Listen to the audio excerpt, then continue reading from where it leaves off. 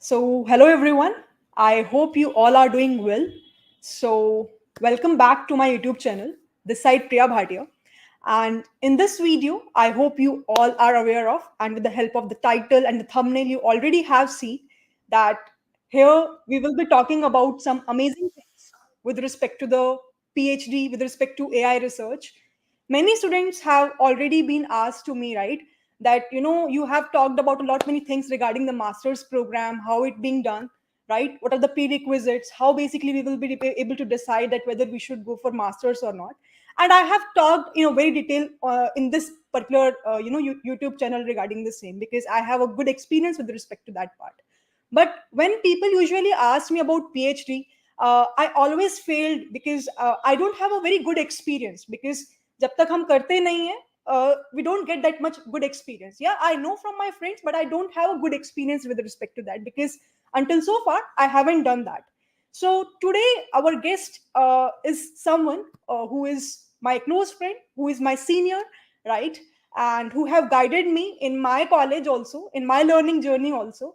And we'll try to understand from his perspective, because he is pursuing his PhD from IIT Hyderabad. And we will try to see that what things are required in order to pursue PhD, what things we should focus on, how basically we will be deciding the fact that okay, whether we are a good fit to pursue a PhD or not, what things we have to focus on the specific part, right, all those stuffs. And whatever questions you also have in your head, we will try to discuss all those concerns also. That's why we are bringing up live, not a recorded one. So I hope that you all are excited. So please do hit like button after the video. Also, please do share this with everyone.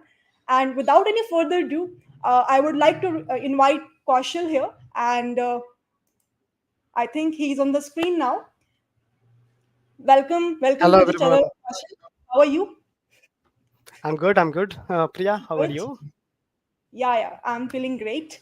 So, first of all, thank you so much. I'm really grateful that you came here on this platform. It's quite something which dreams come true for me, right? So, thank you so much. And without wasting any time, I think I really want you to introduce yourself with the audience before we will proceed ahead. Yes. Thank you, Priya, for inviting me. It's a great pleasure and see you after a long time. It has been good time we had in IIT Hyderabad. So nice to see you again. Okay. So coming back to your question about my background. So I'm currently a final year PhD student in IIT Hyderabad. I do work in the something like a nowadays very much buzzword is artificial intelligence, machine learning, and deep learning. I do work in those areas, and I have been working last 6-7 years in this space. Okay, about my research space specifically, I work in the domain of natural language processing, where you develop the technology for the languages, for example, auto suggestions or some technology for the sentiment analysis, where you basically given a text, you try to understand it is like a positive or negative or not, something like this. So much more things, I'm not going in details. About briefly about myself, I have done my PhD. I have done my masters in natural language processing. Okay, in the University of Hyderabad, where basically I have started with like a layman guy, where I don't have any background of very enthusiastic or something like that was not there. So basically, I have started like a simple guy, and then it was a one project which turned me something like I have to do the project. It's very exciting to get into the research, and that motivated me. So until unless you get exposed to something, it doesn't happen. Okay, so I got exposed and then decided to do, and here I am. Yes. Okay, that's super awesome question. So, what do you think? Like, is the ML research work is still exciting? Like, if someone is thinking about this, what do you think? Is that still exciting in 2023? What do you think? What's your perspective in this? Yes, it is. I mean, basically, this is a golden era of machine learning right now, to be very honest. So if you see anything, uh, every and anything people are trying to apply the machine learning. There was a guy. who is working in physics. He was trying to apply for the machine learning. So last month I visited to the Delhi, and there was a person him I met with him. He was a kind of industrial person who is non-technical guy. I was having a just conversation with him, and he said that, hey, you must be working in the chat gpt area. So that famous the chat gpt become the chat gpt area. And there was my senior visited to one of the school. It was like a eighth grade school, and the student know about the chat gpt.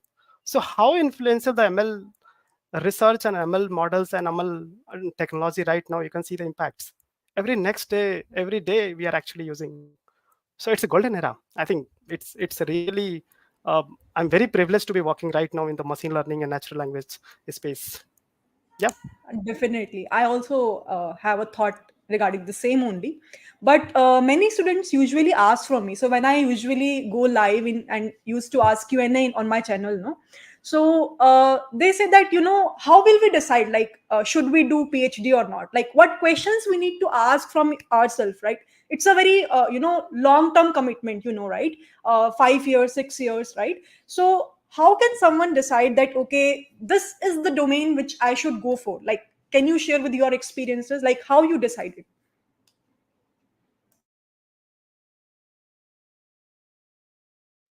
Okay, I'll just reiterate one point is that I agree with you. Probably the PhD is very hard journey. Yes, and it has to be decided.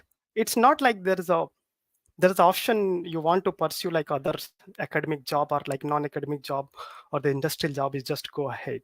Okay, it just come through the interest. Like if you get into dive into these things, you see these things and you get excited about this. Oh, this is working. Okay.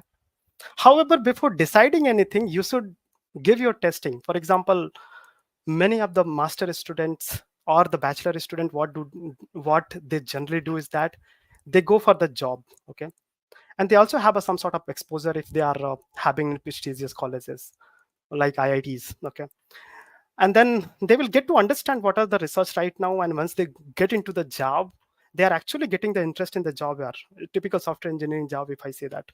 Okay, and then the right decision point is that once you do the job and then you realize it, okay, so this is actually I wanted to do the job, or no, I'm not interested in this one, I should let's go back and do the research. Okay, so that is the willpower, or probably the thing people should observe over the period to himself or herself to decide before going to the any programs. So that is a very important key to taking a decision. It's a long journey, hard journey, commitment journey. Okay, yeah, that's all on that. Okay, so if someone, let's say, decide that he or she wants to pursue the PhD, and like, what PhD offers finally, like what they will be able to gain after completion of this program, as you are about to end your PhD program very soon. So what transition you have seen before joining the PhD program and after reaching it towards the end of this journey, right? Yes, I think that's a very good question and very close to, I think, my thoughts and aligned. Okay. And that's a very good platform I can share with everyone. Is that how the things has been saved? So very first thing is that let's talk about the PhD bit more. Okay. So basic PhD is like it's kind of you do everything in a PhD. So when you enter in the PhD, you have to do tons of courses. So basically, it's a bit more different type of degree than master's and bachelor degree. So we have typically in India we have like a first year of the coursework. So you basically go and do the coursework, and then after that you have to find the problem statement. And once you find the problem statement, and the finding a problem statement is very very challenging, because you know how much research is happening right now in the machine learning domain. So everything and anything you started thinking, suddenly you think, hey, somebody has solved it, especially you're being the first year or the young guy. So that was the hard thing. You get it out now again. It's a more like a whole life, whole PhD 4 5 year we pursue anywhere. It's like a most likely lonely journey. So you will be attacking on a problem. Obviously there will be folks in your lab, there will be folks outside the collaboration, there will be professors who will guide you. But PhD is a kind of degree where you want to get specialized or become expert in the particular narrow domain, right? So if you want to get expert in the narrow domain, you have to dig down by yourself, right? And then if you dig down, you have to do the research. You have to read the lot of papers, lot of research work. You have to understand where the field actually is there and what is the gaps are coming out. And based on that, you basically have to decide it. Okay. So that is the basically starting idea. However, there is a lot of challenges comes. Now, if you think at a PhD is the complete job. It's a complete job in the sense you do the research, you do the reading, you do the implementation coding, and lot of coding, lot of deep learning codings and all these things right now going on. Debugging up those things, always painful because you work in this uncertain domain. You do a lot of engineering work, some nonsense world data cleaning on all these things. You always do that. Okay. And then you also write a technical high quality papers. So it's just a full package, and moreover you have a lot of experience of getting success and getting a failure, more than success of failures. Okay, will make you much more mature personality. So what I found over the years, what I learned is that have a patience. Okay, that's all I can say. A much more mature personality where basically you you try to think and try to solve the things in much more simpler way, systematic way. I mean that make you learn for the any life lesson. So if you want to attack a problem for the real life problems, for example, you want to go to the market, okay, then still you start thinking like how optimize I can do it. Okay, so there's a lot of personality change happen in over the years, right? So I think that's a very long answer, but probably it's cover that. Yeah, Thanks. after listening your answer, I got one more question on top of this. Yeah. Like, Okay. it's a long journey, okay? So at some point of time, you must feel demotivated, like things are not going in the pace you are thinking about. And you said it's patience is required, but sometimes we feel like that, okay, why results are not coming up? Because I remember my days when I was pursuing masters, and when I was doing in the second year thesis work. At that time itself, I was like somewhat some at some point of time I felt demotivated when the results are not coming up. It's a very long journey for PhD. I'm talking about masters. So how you wake up and then, okay, let's start struggling again, let's start experimenting again. How you just come up again with respect to this, because it's not Right. easy. Right. Let me amplify your thoughts. Okay. So what happened is that I go every day one routine from morning to evening to my lab or bit late night sometime also. I feel most of the days when I returning back to mm, my hostel room from the campus or the laboratory, I just feel like I didn't do anything whole day. It's just like I took a code in the morning, still debugging that, or I just started writing, and by end of the whole day, I able to write only one paragraph. You know how inefficient I am. Okay, so this is the normal PhD life is I'm talking about. Now coming to the your question on the extreme situations where we have worked hard and every next day is coming like it's not working. So the idea I have pursued, that's not working. It's not coming out what I expected. Okay. Now something hard has to be done. Something more digging has to be done. I have been keep on trying, keep on trying, keep on trying. Things are not going on. Okay.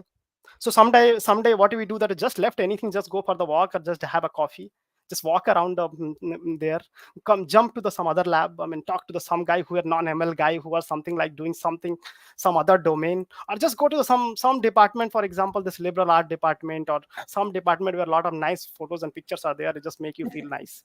Okay, and probably you That's again super come nice. back and let's attack it out, right? So that is how we try That's to cope up.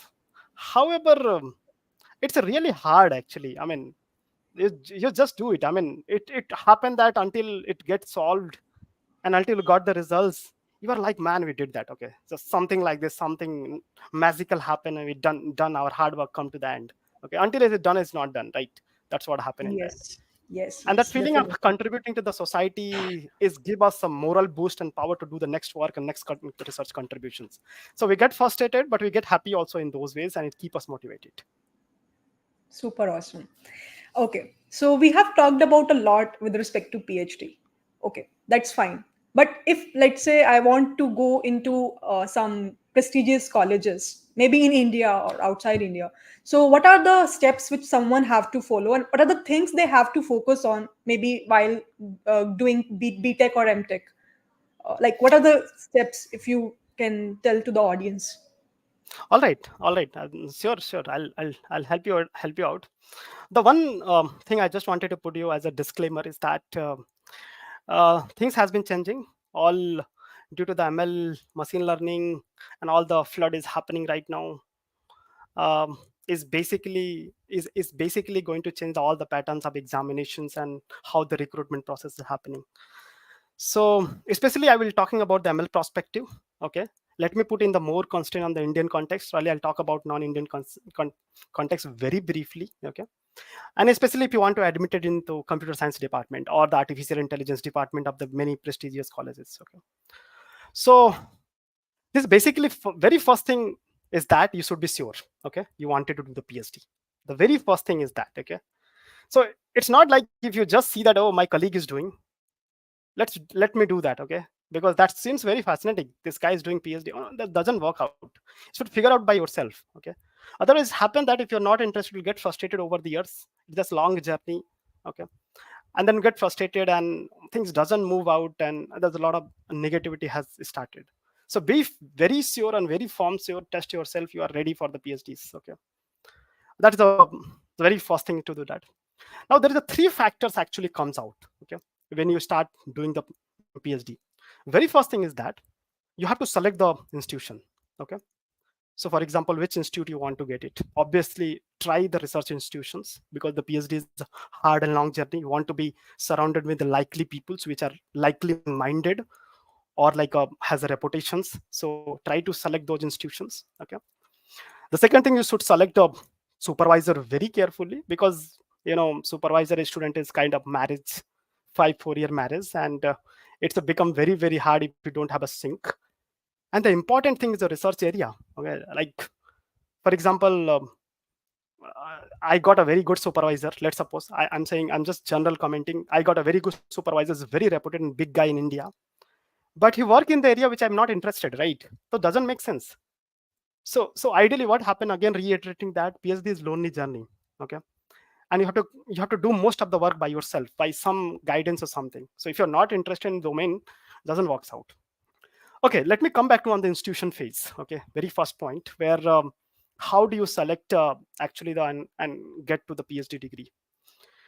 The very first thing is that look for the advertisement of all the top institutions. Every 6 months most likely they release the advertisement. Okay, so any IIT, if you go to the website of the department or the institute website, it will release in every 6 months, and that is most likely the government funded, especially in the India. There is another type of PhD that's called as project funded, where the lot of sponsored project comes from the different company, different organization. We pay you, where the institution, they pay you for the PhD student to do their some of the pending job or the research works. Okay, or something like something from scratch they want to start, and they're actually going to pay you, and then actually you do your research job, on same time you solve the problems. Okay, there is a plus and minus for both things. I'll talk about a bit later on those. Okay, but let me talk about the PhD admission process. So you should check on these dates and apply well before a time. Okay, that is the very first thing is happen. The second important thing is that try to apply maximum number of places where the reachability is there. So before COVID, it's mostly used to be the in person, so you can only select the places which actually fit for you and you go there. After COVID, a lot of hybrid sessions are started.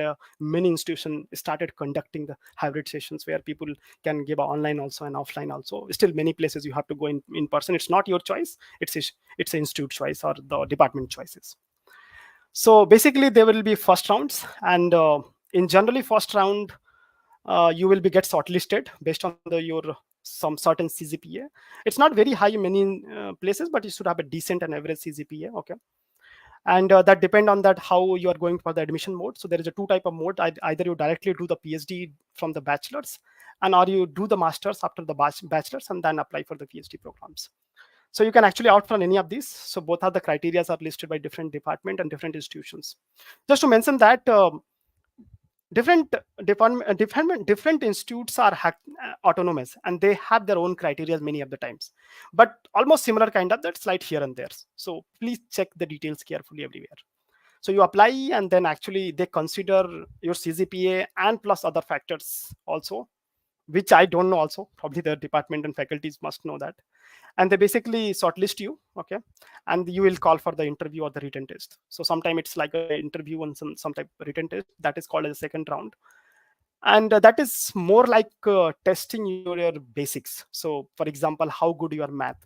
So the one thing I just wanted to do the emphasis is that uh, if you want to come into the PhD, your mathematics should be really good, okay, because many of the time a lot of research is driven by the maths, okay, and any modeling or any coding or any machine learning you do, all the driven right now with the machine mathematical foundations.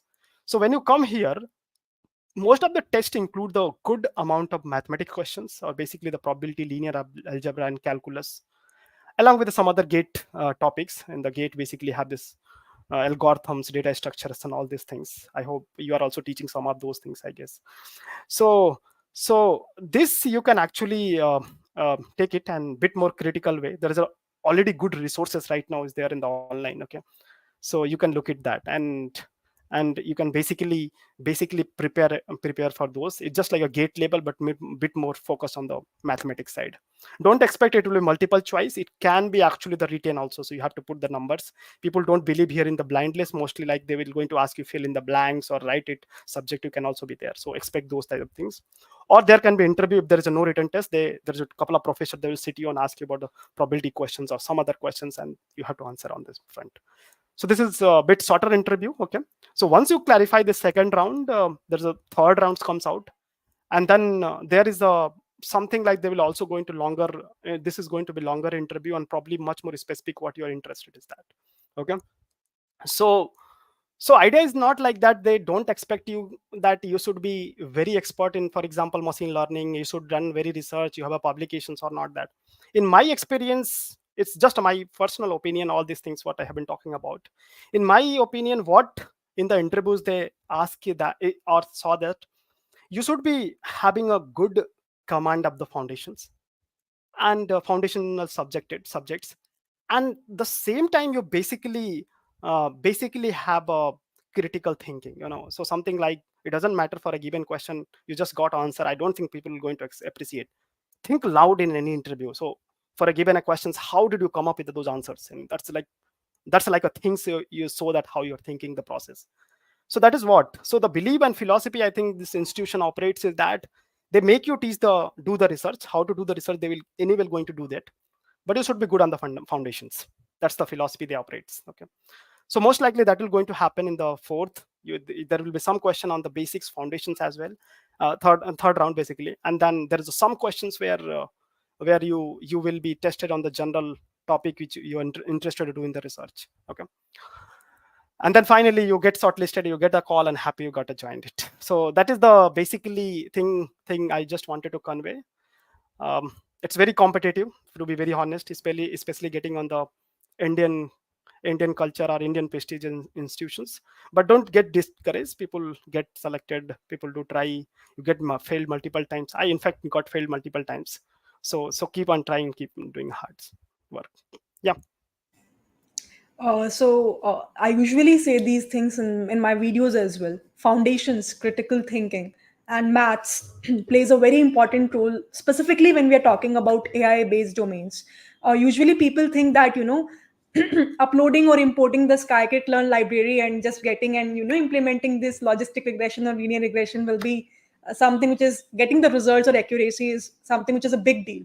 But no, that's not the big deal. Big deal is getting the foundation strong and getting the mathematical intuitions behind that, right, Kaushal? Yes. This is what I think you Yes. want to convey here, Perfect. right?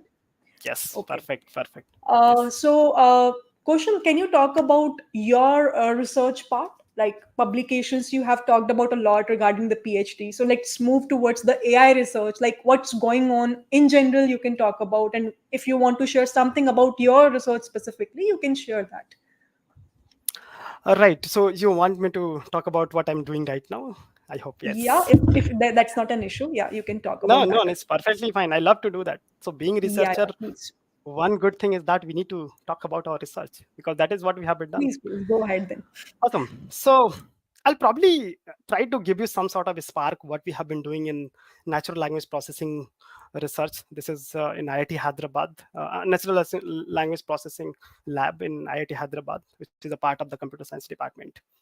So with a lot of credit to go to my PhD supervisor, and we have been doing all these things with his supervision only. So I'll talk about two interesting problem I have been working. Okay, and I'll try to keep it a very less buzzword, because if you go in the things, a lot of buzzwords comes out. So I'll just try to give you that. Let's take an example of the chat gpt. I hope many of the audience is actually very aware about the chat gpt. Okay, so if you do the conversation, chat gpt will do a lot of good things. Okay, so probably they can actually give you suggestions, you can write an essay, you can get the question answers, and many things can be done. Okay, and I saw that the way it has been hitting, many people have been knowing the chat gpt because they want to get their queries resolved. I saw the many developers are actually using the chat gpt to do the codings. Many debugging aspects are happening, a lot of rewrite-ups and write-ups people does that. Okay, a lot of and transcripting are done by the chat gpt. So it is a very very powerful tool, right? Now the question comes is that, um, how good it is in your native language. Okay, for example, you want to do some sort of query in the Hindi language, it might does on some extent. But what happen if I want to do something like in Telugu language, Tamil language, or very low resource language like a Bhojpuri language? How good it is going to do that, right? That is the point we are seeing, that I mean, the is miserably going to fail it. So basically one part of my research is that, which is called as that, we are extending or the enabling a technology for the low resource languages. That's simple, I can tell you. Now now what we are trying to do is that, the what is the challenges with this setup is that, basically how the machine learning models works. There is a lot of data, the lot of gpu, you use the data and train with the gpu where the many thousands of hours, and they learn some sort of patterns. Once they learn the patterns, if you give a new type of examples, they will actually give you the expected output. For example, sentiment analysis. So you take a lot of data in sentiment analysis in English. You take a model, you actually train. The model means the neural network, giant models, okay, which is a machine learning algorithm, one type of algorithms. You train a model, and once the training is completed, you give a new example, okay, and for that example, it will give you sentiment. Is a positive example or negative examples? Okay, so that is basically the task they do. Okay, but what happen? You take this model and want to apply for the some very low resource languages. So low resource is a term we very heavily use it. What it means is that the data you use for the English is very high data. It's a 1 million of examples or records people use it, or the sentences people who use it. Let's suppose it. Now this has been created by someone over the years in the English language by different company, different organizations. But it come into the different languages, the efforts has not been made. If you see the India, the many people are actually bilingual and they try to talk it into the English languages, or many things they do in the English language, they're very fluent in the English language. So you didn't get a lot of data for these modelings. Now that's the biggest challenge. How do you develop the technology if there is no data? You have the GPU, that's fine, but you don't have a data. How do you develop the models? So what we are doing in our lab is that we're developing a technology for these languages without using external data or without need of the data. It's just like whatever the learning you have with English, can you transfer the learning to the some of the our languages or low resource languages, and we can actually do the enable the technology for this one. That we have been doing, and there is a couple of publication in the good places has come on this. The second thing is much more interesting, which I'm going to talk about, is you can correlate, okay, which have been working. And this has been jointly and collaborative work with the Microsoft Research India. Okay, so you must have typed every day on the Google. When you type something, there is some suggestions comes, right? So that in technical terms is called as the auto suggestions. Okay, so you type something, there are suggestions comes many of the time. Now what is happening is that, how these models are work is that these models are powered with the large machine learning models. For example, chat gpt is that the similar type of model are running in the background, where these models are basically turned, or similar type of rules they have created to some systematic engineering has been done basic in this way I should put it. Okay, Now the problem happening is that sometime you may type the toxic, type the word, and it may show the toxic word. Okay, but however, these engines, what they try to do is that they try to filter out some toxic word. Okay, and some toxic words such a way filter out, they should not show it. It's a very non-intuitive way to do that. If they don't do that, if you type something, the suggestion will become toxic or some adult content or something will come up there. So what we have been working is that we are developing a modeling technology. We are actually type something for which the generation should not be toxic or the suggestion should not be toxic. Basically suggestion should be non-toxic, and you can understand that how critical it is. For example, a kid is actually trying to type something and something toxic appear, it's a very bad for the mental health. So it should not be happening. So this is a very critical problems. We have been working on this, and we have provided a couple of solutions. Hopefully it might be included in future on those search engines. So this is the two problems interestingly we have been working in our lab along with my other collaborators. It's not my work only, there's a couple of collaborators so we have been working. So I just wanted to acknowledge them as well. Yes. Super amazing. Both the problems, I really liked it. And I genuinely feel that whatever problems you said is actually a bigger problem, because regarding the data that you talked about, yes, that's true. Even in ChatGPT, I think we can get the results of Hindi as well. But I didn't think we'd get the results for other low language resources that you talked about here. And the second problem also, yeah, it's super amazing. Thank you so much for sharing your thoughts and the problem statements. I feel everyone is feeling the same thing with respect to this is okay, perfect. So we will take the questions at the end, guys, whosoever is talking. There are so many questions, Kaushal, which people are asking from you, so we'll try to take it at the very end. Okay, before that I have few questions to ask, then we can Sure. take their questions. Okay, Sure. so what are the most valuable lessons which you have learned in your PhD journey? Can you share a few of them with the audience? I think there are many, Right. but if you Okay. can share. Okay. So okay, probably again going to reiterate it that it will give you very mature personality, you know. So something like this is what I learned, like the every problem statement you have to be, or every situation you have to be very patient, calm, and deal with a very critical way, or think about very nicely. Don't rush it to the things, and that actually applies to many practical problems. So for example, we have a general relation. Okay, right now we are so busy with the work and things is that I won't get a time to talk my mother also. The same happening with everyone, I guess, like this.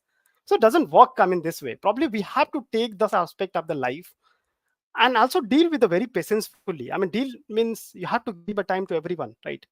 So one thing convey is that is basically give you the very mature personality over the years, where you go through the lot of pressures, you will go to the lot of failures, you will go to the lot of happiness and very excitements as well. So all phase of life, it's a kind of one package you get it through, you know. The other thing is that you you get to understand the way you should convey your things. So there is a uh, someone quoted this line is that those who effectively communicate or effectively write, they actually lead the world. Okay, and that is what you come out in the PhD. Okay, so not only you have to do the engineering research and all these things, you have to convey your works, so you have to actually talk to the people, you have to actually understand the things, you have to tell the coherent story to the such a way that people to understand. Doesn't matter how intelligent you are, if you're unable to convey to the appropriate audience in their understanding way, it doesn't work out. Okay, so yeah, I mean, that's a couple of things I have learned it, and those are very invaluable. Okay, also probably I should mention, I mean, there's a lot of insights comes from your colleagues and your lab mates or PhD students, Yes. and probably I'm very lucky side to having a very great PhD supervisor who's very calm and cool, and those generally over the years you'll get inherited.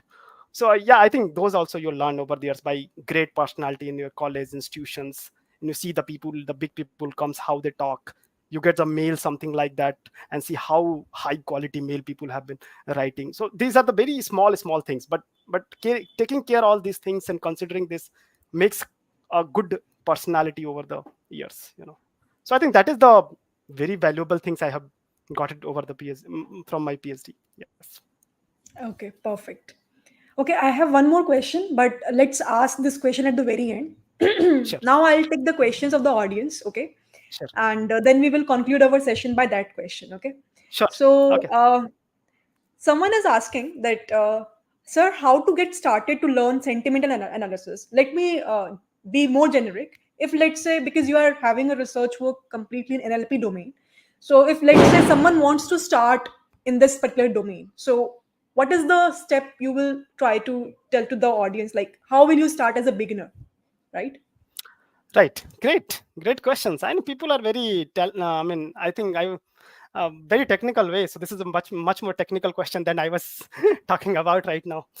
Great. First, I'm happy someone has very interested on this domain. Good. So let me tell you the other audience what is the problem of sentiment analysis. So I have already talked a couple of times the term sentiment analysis, but I just wanted to keep a high level. But let me tell you what is the sentiment analysis.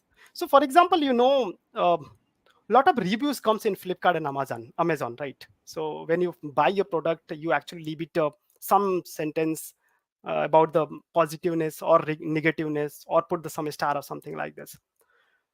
And there's a lot of reviews comes is out, right?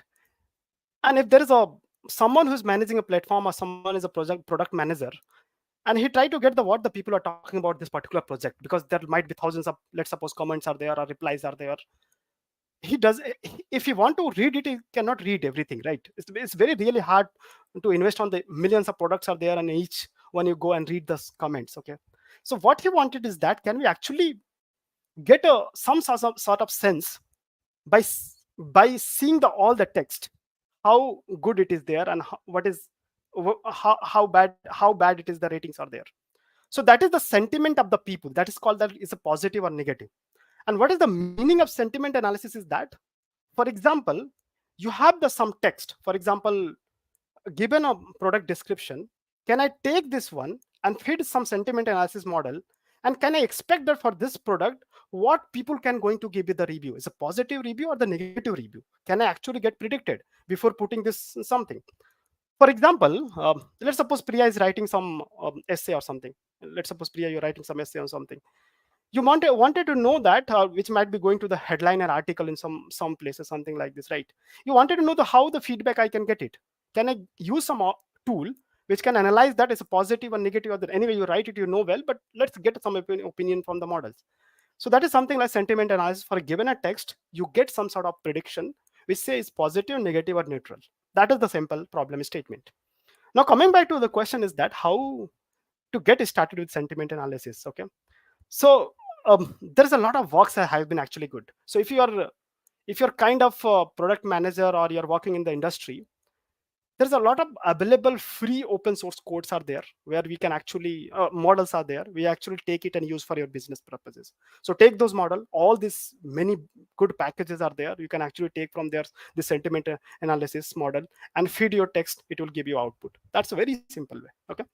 But if you're a learner and you want to get it learn these things of sentiment analysis and all this task, is that my primary thing is that start with something called NLTK. So NLTK or Spacey is the very popular tool library in natural language processing, which basically used for the pre-processing, and some small level of models are there. So basically you should play with that. There is a tools are available, you can get a feed of this and see how it is working.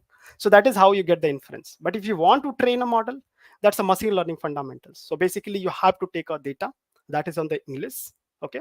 You have to take a some model which is maybe neural network or simple binary classification traditional machine learning algorithm. You take this data and take this model, you train the model with this data, and over the period model actually learn the patterns for which type of patterns is the positive and for which type of patterns is a negative. And when the new data comes, you actually going to give you this one. So this is the like a basic thing, you have to start with that, with the data and model, small models, you can get it from the anywhere, spacey or something models are there, you start going to that. But if you want to go one ahead further, you can actually use the modern models. Modern means many people heard about the chat gpt, right? So how the chat gpt is powered? Chat gpt is powered something called large language models. It's very popular in natural language processing. So large natural language model is kind of the kind of heart of the many algorithms. Okay, so very basically, you want to do the sentiment analysis.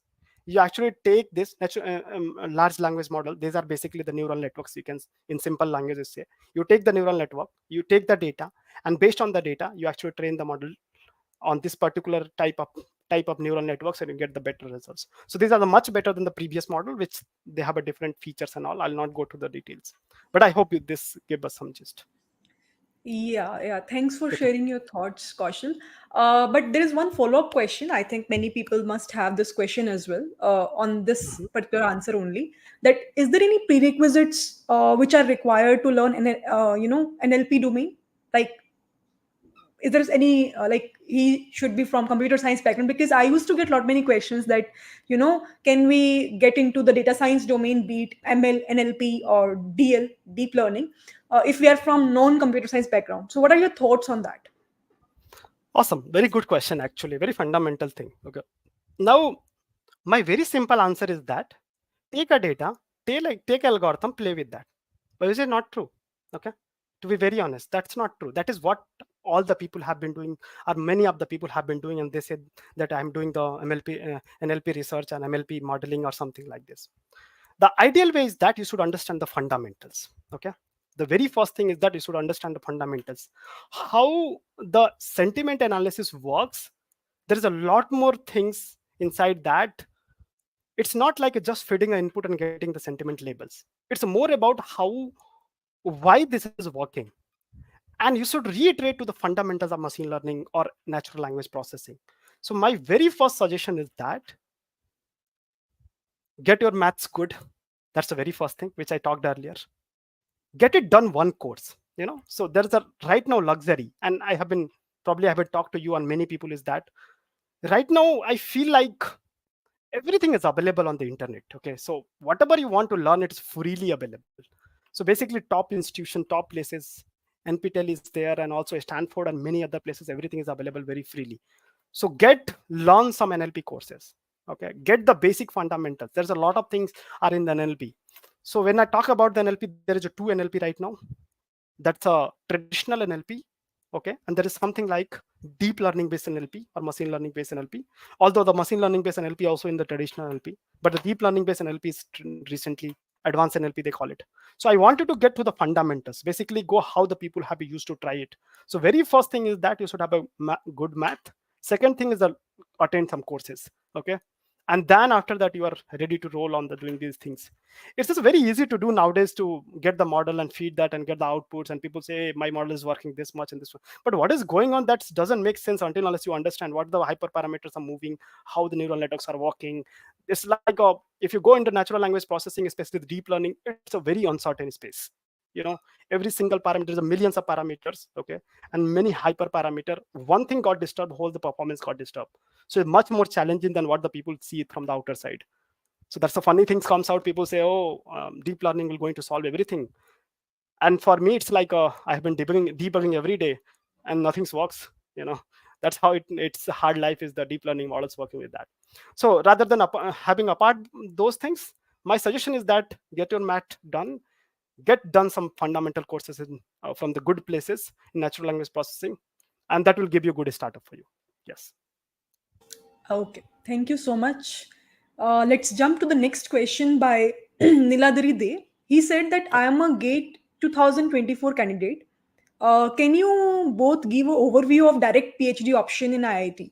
Like how much options are present in IIT culture, like allow candidate for internship, collaboration with institutes, etc. So if you have any idea about this, like what All right. opportunities they can get in IITs.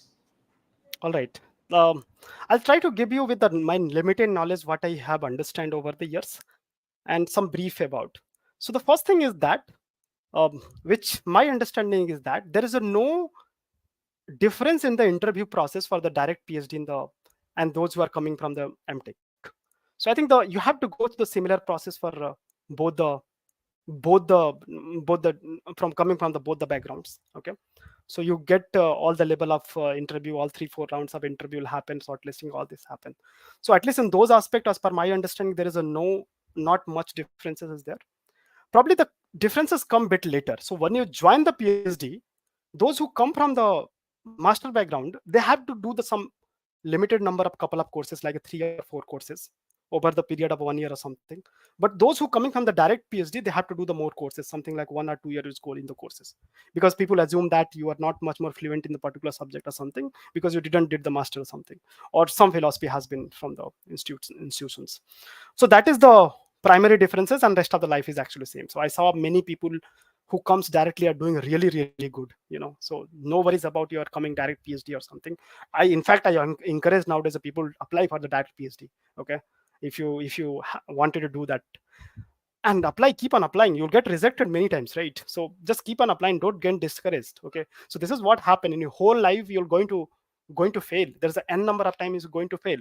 The only way to keep getting a success is that keep on trying, whatever the time you are going to fail it, just apply, keep on trying out. Okay, that's the first thing. Okay, now how much option the present. Okay, internship collaboration and with the institutions. Okay, I believe the one thing is that many of the good labs, so basically once you get into the PhD, you get associated with the professor or the labs. Many of the professors and labs are very open, very much open for the collaboration. Okay, but for being anything, you have to be like a good to show it. Like if you come in some places, it's a very fundamental thing. Coming on the some IIT or some any places you go, you have to prove it out, right? Nobody want to collaborate until they feel like you're good, right? So first you have to prove, like by 6 months, 7 months, you do the some good stuff for the some lab work of people. Once you prove that, people are actually going to give you something like this. So there was a one story I just wanted to convey, is that there's a one professor comes and he says that in some institution, he joined some institution out of India, and he go and says to the HOD, hey, can you give me the freedom? I don't want to do the course work or the admin work. I want to do just a research. And the HOD comes and say, you first do these things, and so you are good in this, I will make you give you the research. That is how it works everywhere, right? When you go some new places, you have to actually see your potential, how good you are. Okay, and it's not like you have to do, there's many people going to help you out in the process. Yeah, be vocal. It's a very nice to be humble, go to the talk to people if you don't know anything. Just talk to the seniors, those who are experienced, or talk to the colleagues, those who are there. Never get hesitate by talking to people. More you talk, more you learn. Okay, intensive collaborations are pretty easy. Being a good reputation, many people want to collaborate with like a many nice institution, many nice professor, or the very good companies you want to collaborate. And internship, it's totally depend on the professor how flexible. As there are some professor allow one internship, some professor allow couple of internship, and also it's depend how good your PhD is going on. So it doesn't mean your PhD is not going to, and you go and do the internships, doesn't make sense. So that's why the fundamental thing: work hard early, get good research kicked off, and things will be a lot up in a place. Yeah. Okay, perfect. Uh, so Engye is asking how the placements in IIT, what is the package? So see, many people are coming in IITs for the package per se. So at least in master's program, I know that this is the major objective of the people. So can you share the thoughts regarding the PhD students? Like, are they coming for the package per se, or they have some different plans, or maybe what are the opportunities they get after completion of the PhD, where they can Okay, go? Yeah. I think this is a good question actually you asked me. Okay, so I just wanted to clear out some myth which is right now in the socially is there. So it doesn't mean that if you go to the PhD, you will only go to the academia. It's actually, it's a one to many relation. If you complete the PhD, you can go anywhere. You can actually become the entrepreneur, start the startup. You can become the academician, or you can go to the industry jobs. But opposite is not true. If you don't have the PhD, you have a mostly likely job industry jobs. So this myth has to be clear out, that if you have a PhD, you have a lot of options open for you. And I really tell you that the job position they get, the PhD generally get, is very nice and team lead or something like very research type of good jobs they get it. Okay, that is the one thing I just wanted to give you in perspective. Now coming back to the placements, okay, in the IITs generally, I simply say you that I think it's very less likely, especially in the computer science. I mean, probably Priya has experience over the master and bachelor students. Most of the computer science people get placed in day one, day two. That is the generally case happen. So IITs have a placement days or something like this, and very high packages that generally goes there. So people actually search for the computer science student. The good company comes, literally they comes and fight for the student. I want this student, this student. That happen in the computer science because there's a limited number of students who want to get it out. But coming on the PhD, I think most of the PhD actually gets sorted. I mean, by the becoming graduations or something like fourth year or fifth year, is that they get sorted like what they want to do that. Okay, and most likely they actually choose the path. I didn't come across a person in my department or my CSC department who go and sit for the placement. They don't sit it most likely they will get somewhere easily, so this very rarely people go for the placement season, they bet it. Before that, people actually want to join some places, they simply apply and they easily get it that. And packages are good. I mean, I can't give you the exact numbers, but it's expectedly very high and good actually. So it's pretty easy. If you get a good PhD, I mean, it's fine. I mean, basically, if you get in computer science in any IITs or any prestigious institution, your packages are secure, irrespective of what you are doing in your coursework these things. So I mean, there's a nothing in that. I mean, you have to work hard. Obviously, you'll get trained, what happened. And the reason is actually like this. uh, so what happened is that you come to the any program like a BTech, master and PhD. You have to work with a professor who has a very expert and experienced guys. Okay, and they will going to train you over the years. Okay, and very fundamental exams are also very difficult. Okay, and you have to critically think and understand, learn those things. So imagine that you will be get trained for 3 year, 4 year, or 2 year, or 5 year of PhD. Anyway, you are going to be a good student, right? In the end, and that's how your value will become, because such a way the training has been done. So that's the basic the advantage of having the cultures. So you get to see these things. So please don't worry about the placements and packages. Just enjoy the jobs. Like whatever you want to do, these things comes along with. Yeah. Okay, thank you so much, Kaushal. So, one more question by Vasant. He's saying, and this is the question by many students, like I used to answer them, but I want today you share your thoughts. Okay. So, he's saying that he's currently a final year student and he learned data science in a very good manner, but unable to find a job in a data science as a fresher because many companies require the experienced people. You also have seen that thing, right? So he's saying that I am still trying my best. Can you give a suggestion? So can you talk about this a little bit? Considering that, okay, everyone can't go in a tier one college. There are people who are from tier two, tier three colleges.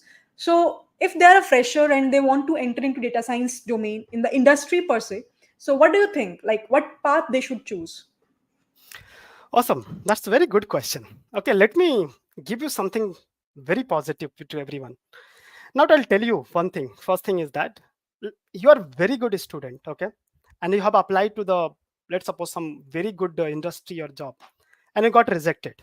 Okay. Now, please do not assume that you are not good. Okay.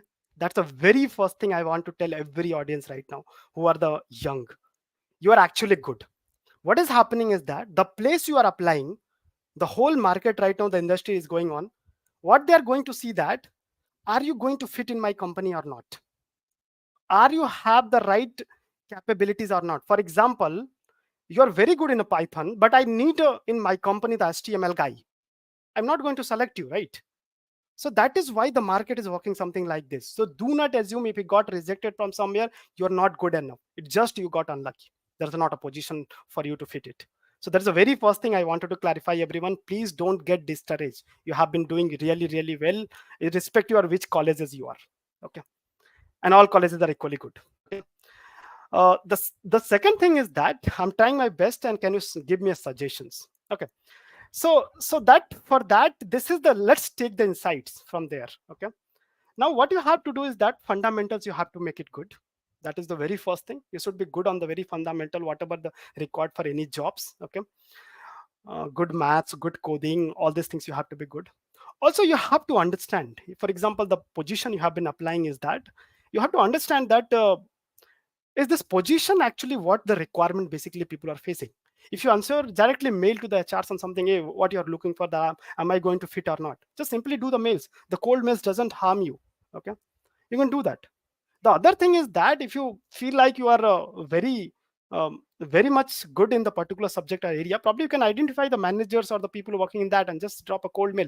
Hey, I'm working in this area, will I fit for your position, could you give me the reference, or you have open position or something like this. It's a very good way to start.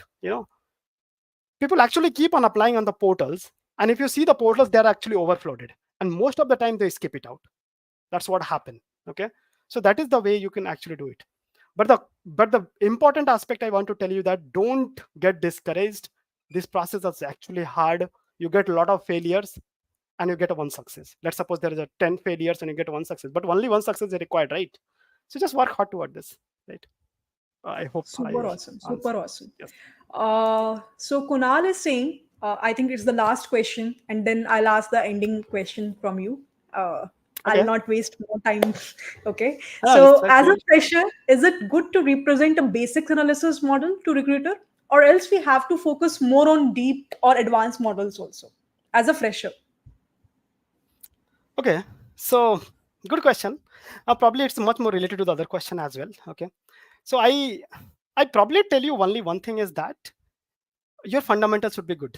That's what I say. You should be good on the basic implementations. You should be good on the this coding competition happens. Okay, on some extent, I'm not saying it's a top ranked or something. You should be able to code in minimum time and amount. You should be good on the mathematics side. You should be good amount some fundamental of data structure algorithms. Okay, so that is the one thing. The second thing is that you're coming on the advanced models and deep models. Okay, again, this is actually very subjective. What is the requirement of particular team or company? Okay, so if they want experienced guy, they will never going to hire you, right?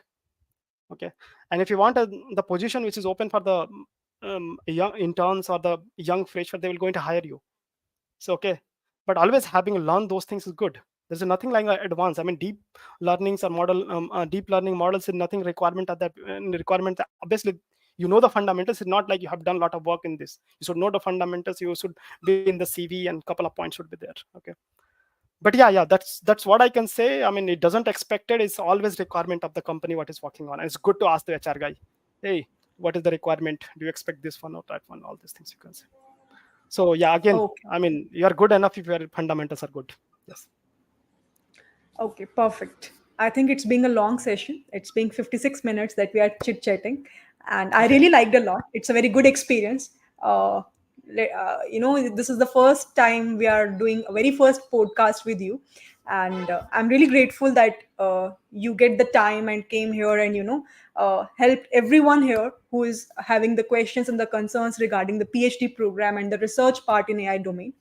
Very last question, which is for everyone, that what is the advice that you want to give to someone who is really looking for PhD program, and in general also, like ending words if you want to give from your own perspective until whatever experience you have gained, please share with everyone, and then we can end the session. Yeah. Awesome. I think it's really nice interacting with the people. I mean, people are asking nice questions, and it's really nice to be up there. I wanted to get up like all the time and people chit chat. I mean, it's really nice to see that. But yeah, we have a limited times. So I'll just get back to your question. So basically, some suggestion about the PhD programs. Okay. Okay, in prestigious college first. Okay. I'll come back to the second question later. So basically, three things. Before joining a PhD, you're basically sure you want to do PhD. That's a very fundamental thing. Okay. If you want to join for the PhD, be sure 100% if you don't want to do PhD, not in half-hearted mind. The second thing is that after joining PhD, once you get in the some prestigious college or some places, okay, read a lot of good suggestions. So internet is full of the suggestion how to do the good PhD. There's a lot of profession from the top places actually do this. Okay, so you read a lot of suggestion for every step. For example, if you want to write a mail, how to write a cold mail, how to write a codes, okay, how to write a prototyping, how to do the research, how to move in a PhD, everything is available. A lot of general suggestion from top people are available. Always go and move ahead from there. Read those things. Now the other thing I just wanted to point out is that many time it happened is that many of the PhD got very engaged with the research programs, so something like they will get into the research program. They do day and night research work. They're every time in the lab, like a 18-hour 16-hour lab and doing a research, coming home, that all these things are going on. But I just want to re-emphasize the point is that PhD is not about the research and just getting a novel idea and publishing somewhere and getting those papers or something like this. It's a more about much more about enjoying yourself. Okay, for example, you should lot of do different stuff. For example, go and give a talk to the people, okay, write a blog, do the podcast, okay, attend the many conferences, meet the pioneer people in your field. Many of these things you should do along with that. So it's equally important at doing this one, do the collaborations, okay. So it's equally important basically.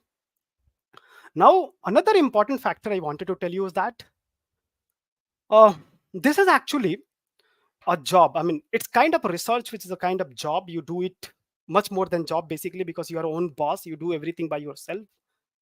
But how it should be kept in that perspective, you should not be overwhelmed, like you should not giving a time to their family, okay, you should not giving value yourself, you should always give a value to yourself. So whatever you do, you feel in confidence in yourself, okay, I'm good in that, I can do that. So this should be there. You should talk to your family, you talk to your friends, everything should be kept in those perspectives only, okay.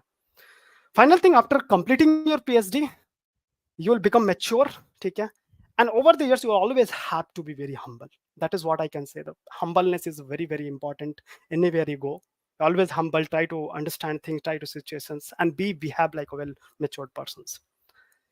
General thought to this audience, other than PhD, is that don't worry. I mean, success is just a failures. I mean, series of failures and got the success, right? So success is just like our way. So don't give up on anything if you're not getting able to do. Just keep on doing hard work on those things. Don't give up. Okay. So once you fail at that, just make a aim this. I'll work hard more than this one and get to try other places. Okay. Always aim high. So something like if you not aiming high, so it could not able to do high, right? So for example, if you're thinking not going beyond to the certain company or something like this, you're not able to reach the top places. So you always aim to something. So let's suppose you don't think beyond some service based company, but I will say that try to the product based company, some good companies. What happen if you get a call, you get rejected, you get insulted, the next time you remember how I got insulted or how I got rejected, right? Those will make you learning or make your personality very strong. So don't give up, keep on trying in your life, and you'll get success one day. Yeah. Yeah. Yeah, thank you so much, Kaushal. I really enjoyed the session again. Once again, thanks for coming in and joining in. Uh, I think we can end this podcast, and I believe everyone really enjoyed your, conversation. Whatever things you have said in a very great detail, and I also gain a lot of insights from this session. Personally, I am saying. So, whatever questions anyone is having, I have already attached the questions LinkedIn ID in the description of this video. You can connect with him, you can ask the questions. If time permits to your question, please do help them out, Sure. right? I'll check it out. And yeah, thanks a lot. I think we can end the session now. If anyone still have any questions, you can write in the comment section also. Maybe Kaushal can see and write the comment, respond to you accordingly. And Sure. definitely in future also, I want you to come back again, and do Sure, share sure. We your can plan. future insights also after PhD, whatever you are doing, right? Sure. Yeah. Okay. Okay. Thank you. It's a Thanks a lot. really pleasure Bye to be bye, here, everyone. and thank you for invitation. Thank you so Thank much. you. Bye bye.